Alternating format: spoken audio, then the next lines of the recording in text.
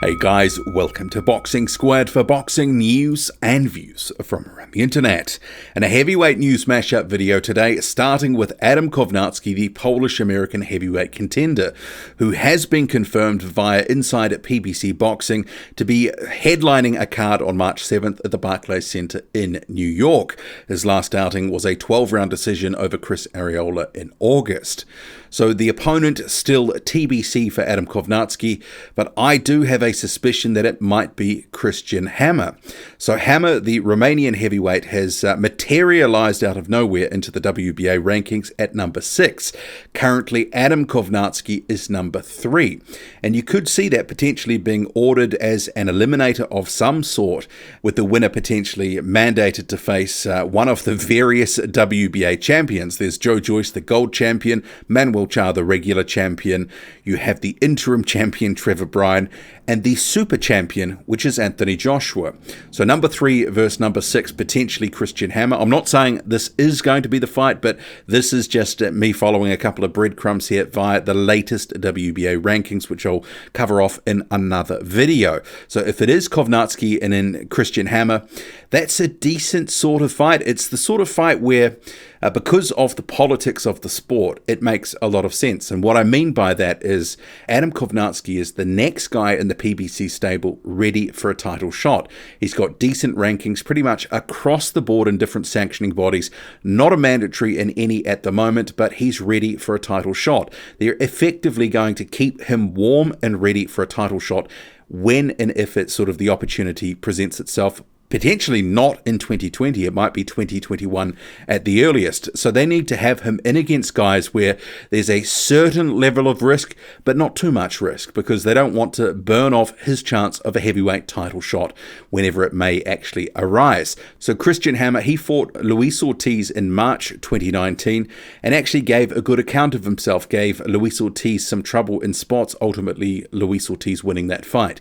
Since then, Christian Hammer has just had a tune-up fight that was in December 2019, and all of a sudden appears in the WBA rankings. So just on the basis of that, and he's worked with PBC before, I could see that fight actually happening, Adam Kownacki and Christian Hammer. If it's not Hammer, perhaps it's going to be someone else within the PBC stable.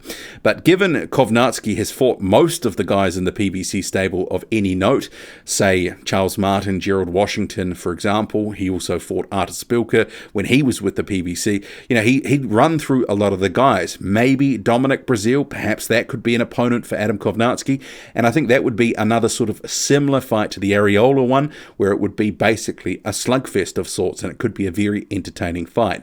So if it's not Brazil and it's not Hammer, I'm not sure off the top of my head who would be, but I'm sort of just leaning towards a Hammer fight at this point, but we'll see.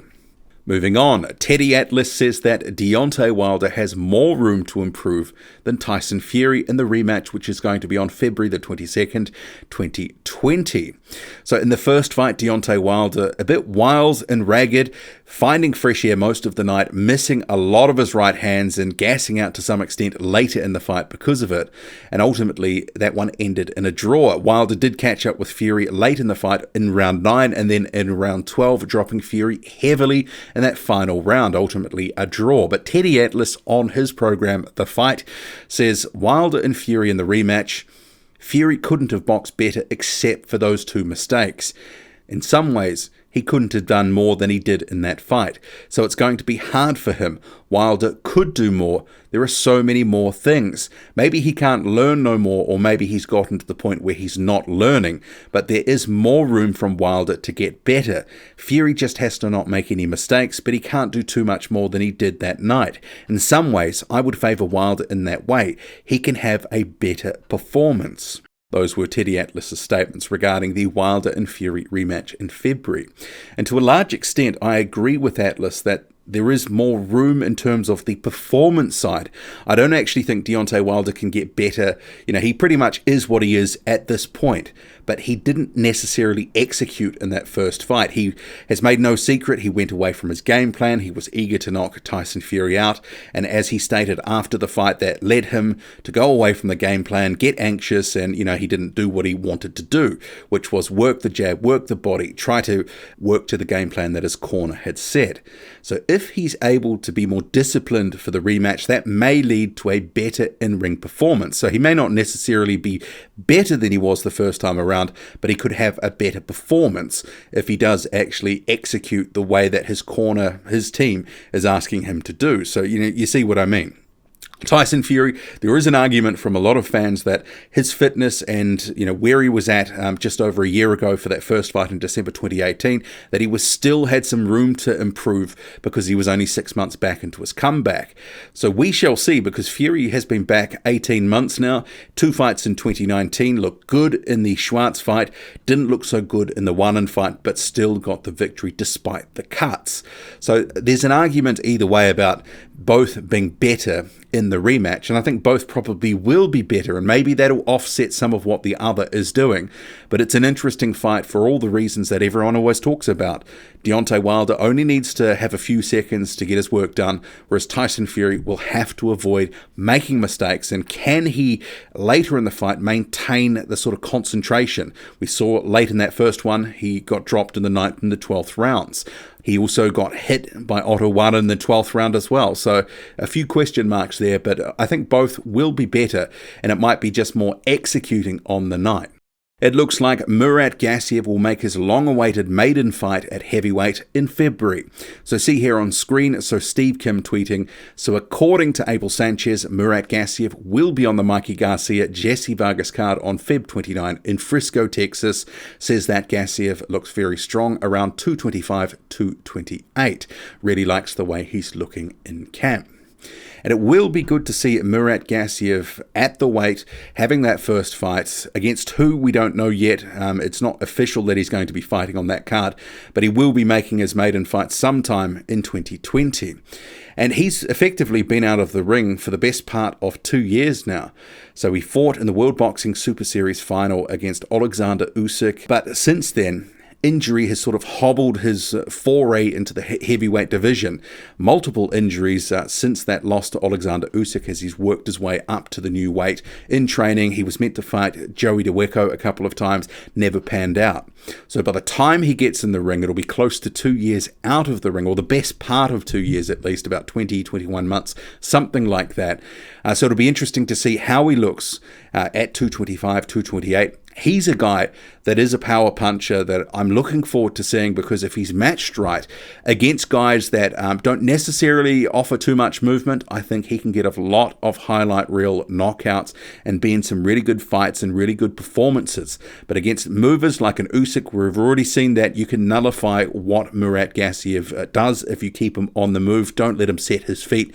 But it's going to be good to see him at the weight. He's probably going to be a little bit rusty when he finally does get wheeled out, if it is in February, at the end of February on that Garcia and Vargas card, but we'll have to see. But it's looking positive for Murat Gassiev to finally make his foray into the heavyweight division.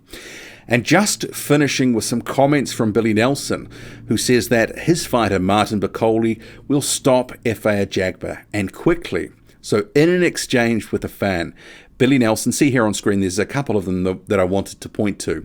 He says, you just never know. He took 5 rounds to stop Hernandez, this is Efe Ajagba, and Martin only 2. Personally, I think Martin destroys him in 3 or 4 rounds. So Billy Nelson predicting Efe Ajagba would be easy work for Martin Bakole.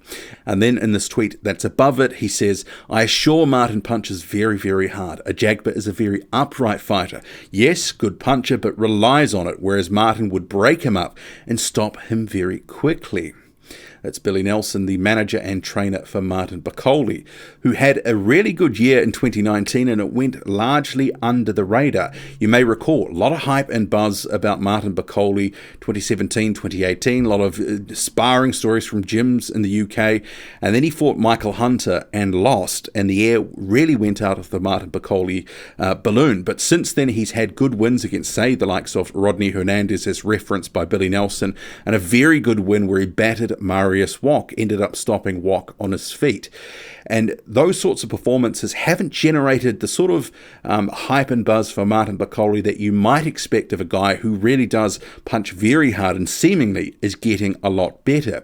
But perhaps that's a good thing, because the first time around before the Hunter loss, the hype probably exceeded the performances, but now maybe he's been underrated by fans. So yeah, I do think it's interesting, these comments by Billy Nelson, and let's be realistic, the fight probably doesn't get made anytime soon, but if it did at this point, maybe Bakole would go in a favourite, because it's clear that Efe Ajagba still got some work to do. He is a very big puncher, one of the better prospects coming through in the heavyweight division, but still quite raw. Martin Bakole is a bit further on, as we saw in, say, the Marius Wok fight, for example, or stopping Rodney Hernandez in a couple. He looks like he is the goods, and he's going to find it hard to get some fights because he's low reward for high risk. And he's been calling out, Martin Bakole and Billy Nelson, been calling out Daniel Dubois. And so far, Frank Warren hasn't really sort of acknowledged that to any real extent. Bakole and Nelson would be willing to go over to BT, sign a one-fight deal to fight Daniel Dubois.